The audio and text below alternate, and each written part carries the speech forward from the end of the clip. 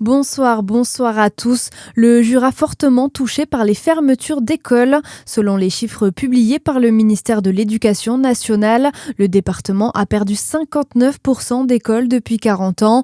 Dole a par exemple perdu 47 écoles depuis 1985, 44 écoles en moins à Lons-le-Saunier. Des fermetures qui s'expliquent par une baisse importante de la population. Au niveau national, la France compte 500 000 écoliers en moins depuis 1996.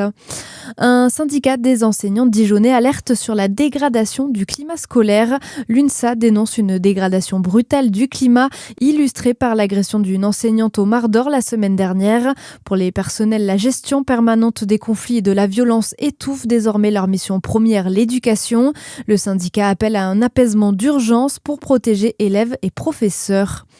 Un homme condamné pour le viol et l'enlèvement d'une adolescente de 13 ans. Les faits remontent au 11 décembre 2023. L'accusé de 53 ans a enlevé la jeune fille qui se trouvait dans une cage d'escalier à Blanzy avant de l'amener à son domicile au Creusot et lui imposer des sévices sexuels.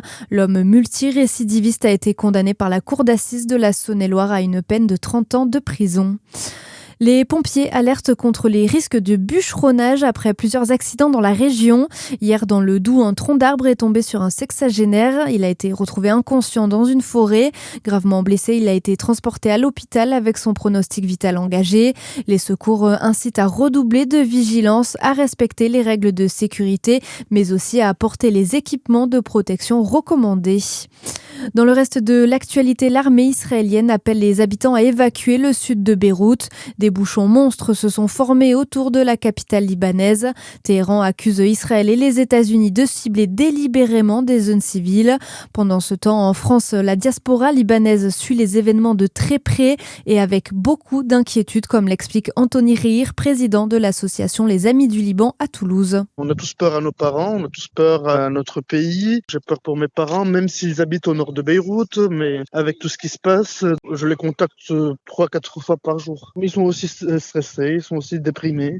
Ils n'osent pas trop sortir, car en fait sur la route, on ne sait pas s'il y a des gens en fait qui sont susceptibles à être bombardés. Donc vraiment c'est déprimant quand on regarde tout le temps et on voit les bombardements, on voit les attaques, on voit la situation générale, pas seulement dans le pays, mais aussi dans le Moyen-Orient. Donc c'est stressant, quoi. Anthony Rihir a lui-même prévu de se marier début mai au Liban, un événement désormais suspendu à l'évolution de la guerre.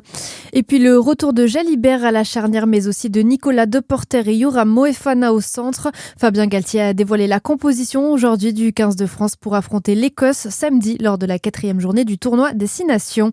À suivre votre météo sur Fréquence Plus.